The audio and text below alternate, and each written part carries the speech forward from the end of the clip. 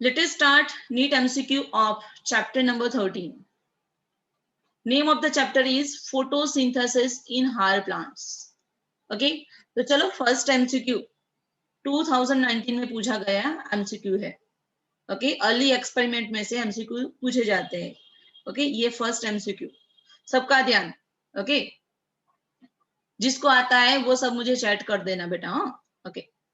One scientist cultured Cladophora in a suspension of Azotobacter and illuminate the culture by splitting light through a prism.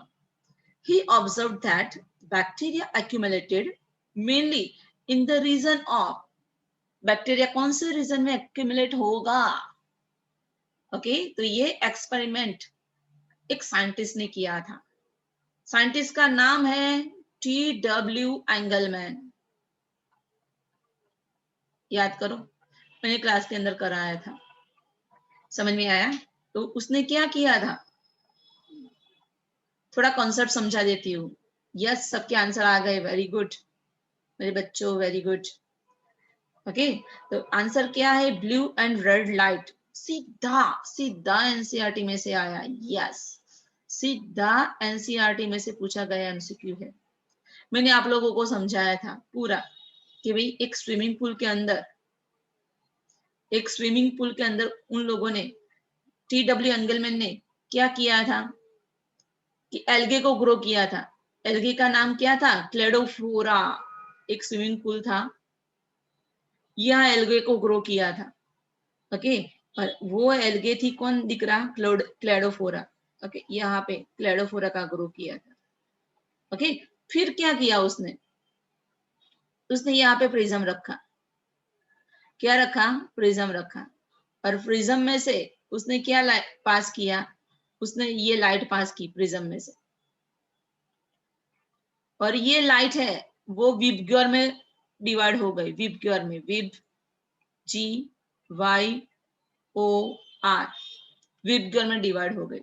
तो generally ये Cladophora है, algae है, वो photosynthesis करती है, पता है. तो वो कौन सी लाइट को ज्यादा एब्जॉर्ब करेगी? तो यहाँ पे ब्लू लाइट है और यहाँ पे रेड लाइट है. तो यहाँ पे मैक्सिमम फोटोसिंथेसिस होगा blue light and red light. और मैक्सिमम फोटोसिंथेसिस होगा ना, इसीलिए यहाँ पे एरोबिक बैक्टीरिया ज्यादा प्रेजेंट होगी. कौन सी लाइट में? ब्लू एंड रेड लाइट में. बिकॉज हमें पता है कि what is the by product of photosynthesis? Oxygen. Photosynthesis की मेन प्रोडक्ट क्या? तो ग्लूकोज है ना. और उसकी बाय प्रोडक्ट कौन? ऑक्सीजन. तो जहां पे ऑक्सीजन ज्यादा रिलीज होगा वहां पे एरोबिक बैक्टीरिया ज्यादा मिलेंगे. तो हमें कौन सी लाइट में मिलेंगे ऐसा पूछा गया है. तो ब्लू एंड रेड लाइट में ज्यादा ऑक्सीजन रिलीज होता है, सो बैक्टीरिया वहां पे एक्यूमुलेट ज्यादा होते हैं. सो अब आंसर इज डी, है ना. ये उसका कॉन्सेप्ट था. ओके, चलो, very good. Now question number 2, 2018 में पूछा गया. Oxygen is not produced during photosynthesis. किसके अंदर फोटोसिंथेसिस के ड्यूरिंग ऑक्सीजन फॉर्म नहीं होता है? कौन है वो? Yes, yes, very good. Answer दिया है ए. बहुत सारे बच्चों का राइट है. Green sulphur bacteria. हमारे बुक के अंदर दिया है कि green sulphur bacteria they can fix CO2, but here the hydrogen donor is not H2O. H2O की जगह क्या है? H2A है. जनरली वो क्या होता है? H2S होता है. ऐसा किसके अंदर है? Green sulphur and purple sulphur bacteria के अंदर. और उसमें से क्या बनता है? CH2O, है ना. ग्लूकोज बनता है, प्लस क्या रिलीज होता है? A. ओके, जनरली H2S होता है तो सल्फर कंपाउंड रिलीज होता है, सल्फेट रिलीज होता है. याद आया? ये सीधा बुक में से पूछा हुआ MCQ. आंसर है ग्रीन सल्फर बैक्टीरिया. ओके, वो H2O यूज नहीं करता है, और H2O यूज नहीं करता है इसीलिए ऑक्सीजन रिलीज नहीं होता है. बाकी देखो, नोस्टॉक एल्गे है, cycas, sorry, Nostoc blue green algae, cyanobacteria वाली, है ना. कारा क्या है? वो भी एल्गे है. साइकस क्या है? प्लांट है. ये तीनों फोटोसिंथेसिस करते हैं they can use H2O and release oxygen, ये तीनों ऑक्सीजन रिलीज करते हैं। Answer green sulphur bacteria. ये नहीं लिखा होगा तो दूसरा क्या आंसर होता? Purple sulphur bacteria. समझ में आया? क्लियर? और ये दोनों नहीं होते तो आंसर क्या होता वो लिख दो। सपोज ग्रीन सल्फर बैक्टीरिया नहीं लिखा होगा, पर्पल सल्फर बैक्टीरिया नहीं लिखा होगा, तो थर्ड आंसर है रोडोस्पाइरिलम।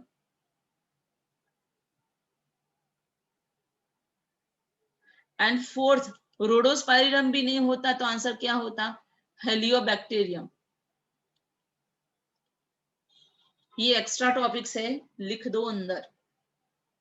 समझ में आया? हेलियोबैक्टीरियम ये भी ऑक्सीजन रिलीज नहीं करता है। समझ में आया? ये सब एनएरोबिक बैक्टीरिया है।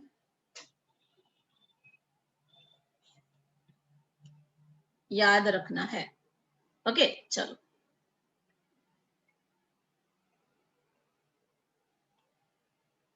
ओके अब दूसरे क्वेश्चंस देखते हैं बेटा। क्वेश्चन 3, क्वेश्चन 3 का आंसर चलो। एनॉक्सीजेनिक, अभी मैंने कराया, देखो दिख रहा है, anoxygenic photosynthesis is a characteristic of, अभी कराया। यस, मेरे सारे बच्चों का राइट आंसर, यस यस। तो आंसर इज रोडोस्पाइरिलम। कौन आएगा बच्चा? Rhodospirillum, yes. Fourth, oxygenic photosynthesis occurs in, किसके अंदर होता है ऑक्सीजेनिक फोटोसिंथेसिस? तो हमें याद रखना है किसके अंदर होता है, लर्न करना ही है एकदम परफेक्टली। तो भाई ऑक्सीजेनिक फोटोसिंथेसिस रोडोस्पाइरिलम एनाएरोबिक है, sorry Oscillatoria, Oscillatoria oxygenic photosynthesis करता है, यस करता है, याद रखना है। ये ऑक्सीजनिक फोटोसिंथेसिस करता है, ऑक्सीजन रिलीज करता है। ऑक्सीजनिक फोटोसिंथेसिस का मतलब क्या है कि during photosynthesis O2 is released, है ना? तो ऑसिलेटोरिया वो करता है, लेकिन देख ये रोडोस्पाइरिलम प्रोमेशियम वो एनाएरोब्स है। क्लोरोबियम वो भी एनऑक्सीजनिक फोटोसिंथेसिस करता है, ऑक्सीजन रिलीज नहीं करता है। तो आंसर क्या आएगा? ओनली ए। आंसर क्या आएगा हमारा? आंसर होगा बेटा ए। याद रखना है, सबको याद रखना है। समझ में आया? क्लियर? वेरी गुड बच्चा लोग, वेरी गुड। चलो फिर 2009 में एक क्वेश्चन पूछा गया है। चलो question number 5, stroma in the chloroplast of higher plants contain, wow, कि भाई हायर प्लांट के स्ट्रोमा के अंदर क्या प्रेजेंट होता है? ओके, क्लोरोप्लास्ट के अंदर क्या होता है? स्ट्रोमा, है ना? स्ट्रोमा के अंदर क्या प्रेजेंट होता है? मस्त क्वेश्चन है, very very important question. Yes yes, किसी ने ए आंसर दिया है, किसी ने सी आंसर दिया है। लाइट डिपेंडेंट रिएक्शन एंजाइम नहीं, light independent reaction enzyme yes, कि भाई स्ट्रोमा के अंदर केल्विन साइकिल होता है और केल्विन साइकिल के लिए लाइट की जरूरत नहीं है। केल्विन साइकिल को डार्क रिएक्शन बोलते हैं। समझ में आया? क्लियर? तो उसके अंदर लाइट इंडिपेंडेंट रिएक्शन एंजाइम होता है। समझ में आया? क्लियर? कहाँ पे? स्ट्रोमा के अंदर। CO2 फिक्सेशन कहाँ पे होता है? केल्विन साइकिल कहाँ पे होता है? तो स्ट्रोमा के अंदर, बिकॉज एंजाइम स्ट्रोमा में है, दैट्स व्हाई। और केल्विन साइकिल वो लाइट इंडिपेंडेंट रिएक्शन है। समझ में आया? याद रखना है। आंसर क्या आएगा? D, D is the correct answer. Okay चलो, अब आया क्वेश्चन नंबर 6, वो पिगमेंट सिस्टम में से आया। चलो, Emerson's enhancement effect and red drop have been instrumental in the discovery of, बहुत मस्त क्वेश्चन है ये, बाहर का क्वेश्चन है, मैं आपको डिस्कस करती हूँ, एक्स्ट्रा पॉइंट लिखते जाना। मैं यहाँ साइड पे एक्स्ट्रा पॉइंट लिख रही हूँ कि भाई इमर्सन एनहांसमेंट इफेक्ट, इमर्सन करके एक साइंटिस्ट था, स्टोरी बताती हूँ।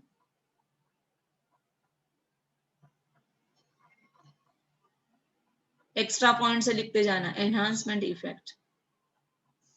साइंटिस्ट का नाम क्या था बेटा? इमर्सन। इमर्सन ने क्लोरेला, ये एल्गे है, किस पर स्टडी किया था? क्लोरेला एल्गी का फोटोसिंथेसिस पर स्टडी किया था। कौन से एल्गे पे? क्लोरेला नाम की एल्गी पर फोटोसिंथेसिस का स्टडी किया था। ओके, ये साइंटिस्ट ने क्या किया था? तो पहले ये एल्गे पर मोनोक्रोमेटिक लाइट एक्सपोज की थी। एल्गे को कौन सी लाइट की दी? मोनोक्रोमेटिक लाइट, जिसकी वेवलेंथ कितनी थी? 680 नैनोमीटर। समझ में आया कि भाई इमर्सन ने किस पर एक्सपेरिमेंट किया था? क्लोरेला। क्लोरेला क्या है? एल्गे। उस पर फोटोसिंथेसिस किया का एक्सपेरिमेंट किया था। कौन सी लाइट उसने एमिट की? 680 नैनोमीटर वाली। तो क्या हुआ? फोटोसिंथेसिस हुआ लेकिन लेस। समझ में आया? Photosynthesis, rate of photosynthesis decreases, photosynthesis का रेट डिक्रीज हो गया, गेट्स डिक्रीज्ड। फोटोसिंथेसिस जो होना चाहिए था, जितना फूड बनना चाहिए था, नहीं बना, तो उसको क्या बोलते हैं? Red drop. उसको क्या बोलते हैं? Red drop. समझ में आया कि भाई फोटोसिंथेसिस के बारे में रेड ड्रॉप का मतलब क्या है? कि फोटोसिंथेसिस के बारे में रेड ड्रॉप का मतलब यही है कि व्हेन 680 नैनोमीटर की लाइट जब क्लोरोला पर पड़ती है, तब जो फूड बनना था वो नहीं बना। क्यों? बिकॉज यहाँ वेवलेंथ कितनी है? 680 नैनोमीटर। समझ में आया? क्लियर? और यहाँ पे फूड कम कम बना, इसी जिसको रेड ड्रॉप बोलते हैं। समझ में आया? क्लियर? फिर उसने दूसरा एक्सपेरिमेंट किया। क्या किया? उसने दो दो लाइट, उस दो दो वेवलेंथ वाली लाइट उसने प्रोवाइड की। किसको? ये एल्गे को। एक तो 680 नैनोमीटर वाली और दूसरी 700 नैनोमीटर वाली।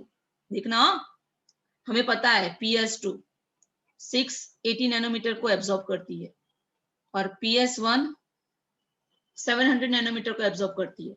मतलब कि when the light of two different wavelength they are emitted to chlorella, अब क्या होगा पता है? अब होगा non cyclic photophosphorylation. Yes, light reaction हो जाएगा। यस, हो जाएगा मैम।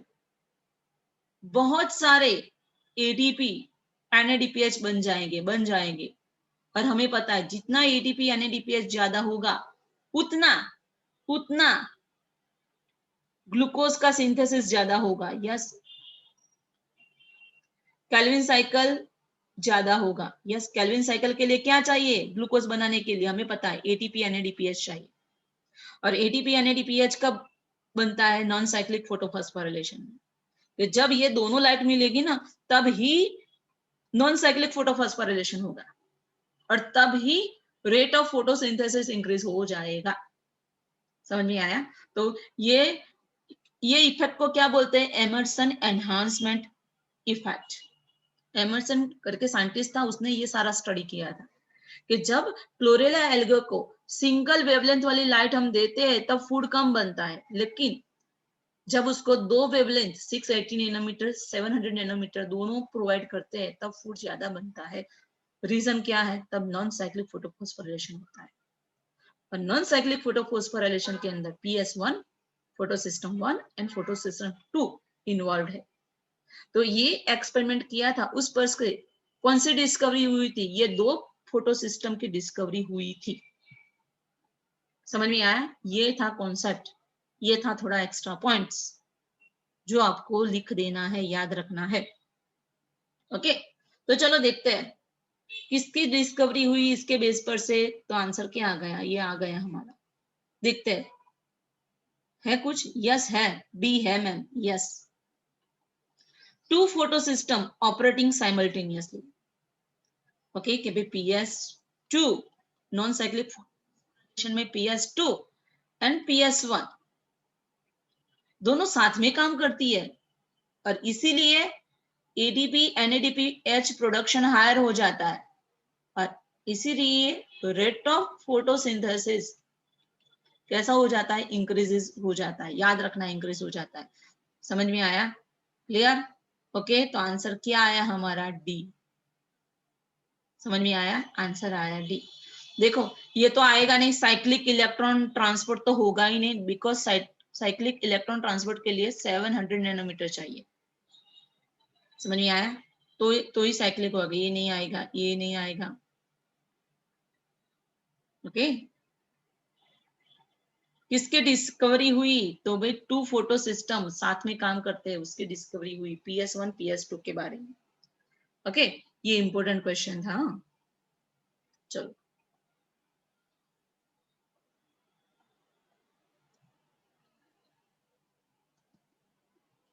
मैंने बोला था 220 से लेके 210 के एमसीक्यूज करने वाले हैं। चलो अब आया question number 7, chromatophores take part इन,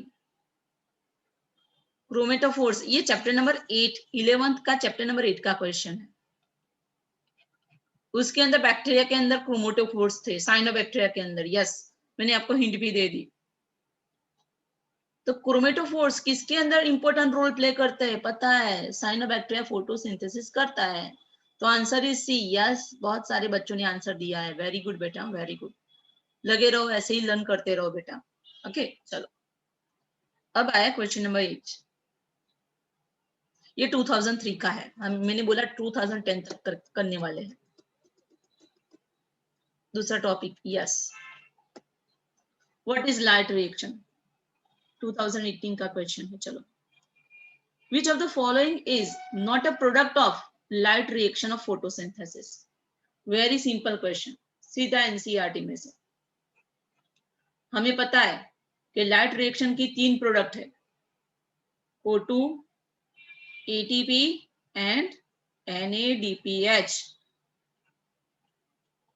तो कौन सी प्रोडक्ट नहीं है, ऐसे एमसीक्यू पूछेंगे तो आंसर क्या आएगा, यस यस, सबने आंसर दिया, राइट दिया, NADH, यस।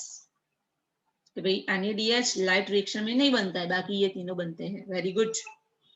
समझ में आया, ओके। चलो फिर ये 2002 का है, तो भी देख लेते, चलो। Which of the following absorb light energy for photosynthesis, light energy कौन एब्जॉर्ब करता है, ओ तारी, very simple, Pappu MCQ, yes, मेरे सारे बच्चों को आता है, यस यस, ये मेरे सारे अच्छे अच्छे बच्चे हैं, क्लोरोफिल, आंसर आएगा बेटा क्लोरोफिल, ओके। चलो अब देखो, लास्ट ईयर 2020 में से इलेक्ट्रॉन ट्रांसपोर्ट में से एमसीक्यू आया था। देखो बेटा, every year 2 MCQ comes from this chapter, है ना, अलग अलग टॉपिक में से आते हैं। चलो आंसर दे जाओ, in light reaction plastoquinone facilitate the transfer of electrons from, ये मैंने करवाया था, केमी ऑस्मोटिक हाइपोथेसिस में करवाया था कि प्लास्टोक्विनोन कहां से कहां तक इलेक्ट्रॉन को पास करते हैं, मैंने करवाया था मेरे बच्चों, करवाया था, यस यस। तो आंसर आएगा ए, PS2 में से इलेक्ट्रॉन को ले जाते हैं साइटोक्रोम B6 कॉम्प्लेक्स में। ये वाले डायग्राम का है, पता है, केमी ऑस्मोटिक हाइपोथेसिस, उसके अंदर मैंने ये करवाया था डायग्राम ड्रॉ करके, है ना। मोस्ट इंपोर्टेंट बेटा, क्वेश्चंस रिपीट होते हैं। चलो very good. Now next, in a chloroplast the highest number of protons are found in, बहुत मस्त क्वेश्चन है, ये भी मैंने कराया था।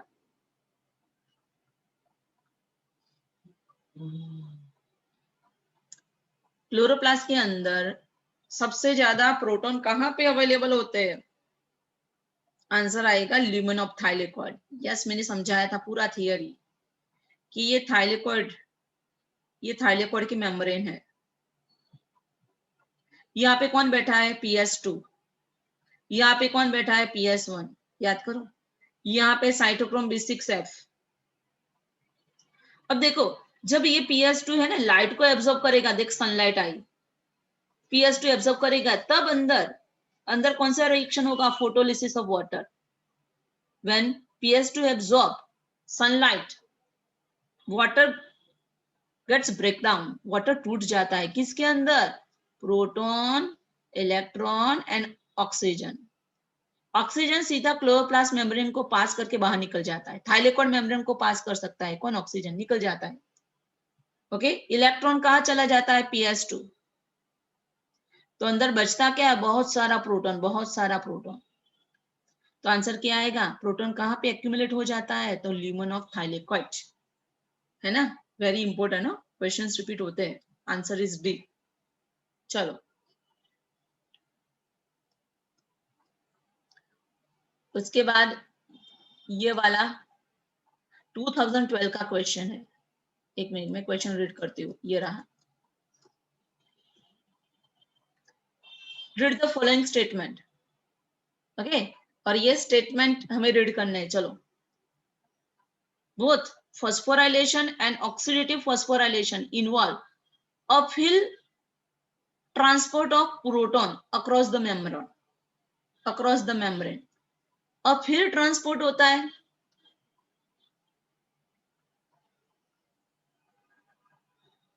phosphorylation and oxidative phosphorylation।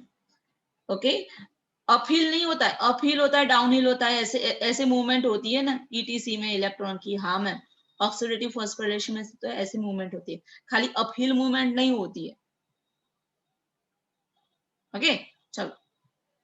In dicot stem a new cambium originates from cells of pericycle at the time of secondary growth। तो secondary growth में पेरिसाइकिल में से थोड़ी न्यू कैम्बियम बनती है। न्यू कैम्बियम कहाँ पे बनती है? डाइकोट स्टेम में। न्यू कैम्बियम कब बनती है? कॉर्क कैम्बियम कब बनती है? कॉर्क कैम्बियम पेरिसाइकिल में से थोड़ी बनती है। सी देखते हैं। Stamen in flower of gloriosa and petunia are polyandrous. कभी ग्लोरियोसा एंड पेटूनिया के अंदर स्टेमन पोलियंड्रस है। ये कौन से फैमिली में आते हैं पता है? ये कौन से फैमिली में आते हैं? Petunia, gloriosa. ये चैप्टर नंबर 5 में आता था बेटा। ये बेटा क्वेश्चन है, थोड़ा ध्यान देने वाला है। डी ऑप्शन तो है नहीं। Okay, because symbiotic bacteria root nodule के अंदर रहते हैं। ओके, नॉन सिम्बायोटिक हो गए वो ही फ्री लिविंग स्टेट में होते सॉइल के अंदर। तो डी ऑप्शन तो है नहीं। तो बच्चा कौन सा ऑप्शन? देखो, चलो फाइंड करते हैं। Stamen in flower of gloriosa. Gloriosa कौन सी फैमिली में है? लिलिएसी। और पेटूनिया कौन सी फैमिली का है? सोलेनेसी। लिख देना, बिकॉज क्वेश्चन रिपीट होते हैं बेटा। ओके, तो उसके स्टेमन पोलियंड्रस होते हैं। पोलियंड्रस मतलब बहुत सारे, number of stamens are there. याद रखना है, बहुत सारे स्टेमन है। क्लियर? ओके, चलो, वो वाला हुआ। यस। फिर नाइट्रोजन फिक्सेशन। नाइट्रोजन फिक्सेशन में मैंने अभी बोला कि वो स्टेटमेंट रॉन्ग है। सिम्बायोटिक नाइट्रोजन फिक्सर है, कभी सिम्बायोटिक नाइट्रोजन फिक्सर है वो कभी सॉइल के अंदर फ्री लिविंग नहीं होते, है ना? तो वो स्टेटमेंट हमारा कैसा है? रॉन्ग। एक स्टेटमेंट राइट हमने फाइंड किया। कौन सा राइट फाइंड किया? सी वाला। ओके, अभी भी यहाँ पे दूसरा कोई स्टेटमेंट होगा। देख, ये तो टोटली रॉन्ग है, समझ में आया? ये भी रॉन्ग है। तो बच्चा कौन सा? एक minute. Symbiotic nitrogen fixer occur in free living state in soil. तो राइजोबियम की बात करते हैं। तो राइजोबियम है ना, वो कहाँ पे रहता है? रूट नोडल के अंदर रहता है। देखो, समझो थोड़ा। ये डाइकोट प्लांट और ये डाइकोट प्लांट की रूट नोड्यूल देखना हो। ये मैंने क्या ड्रॉ किया? Root nodule.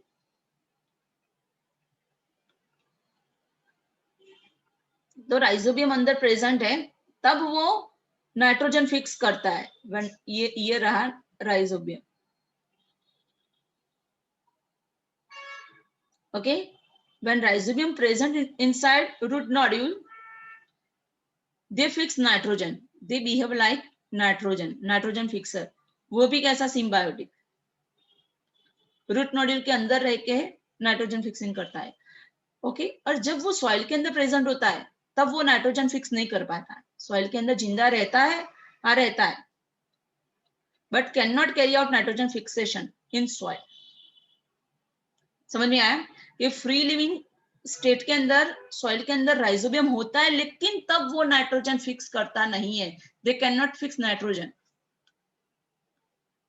समझ में आया? क्लियर? तो ये हमें ऐसा सोचे ना तो ही ये स्टेटमेंट को हम राइट ले सकते हैं कि symbiotic nitrogen fixer occur in free living state in soil. कि भाई फ्री लिविंग स्टेट में होता है but they can not fix nitrogen.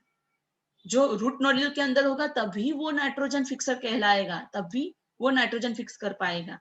Okay, clear? कि सॉइल के अंदर राइजोबियम होते हैं लेकिन तब वो नाइट्रोजन फिक्स कर सकते नहीं है. ऐसा लेंगे ना तो ही ये स्टेटमेंट राइट. तो हमारा आंसर होगा ए.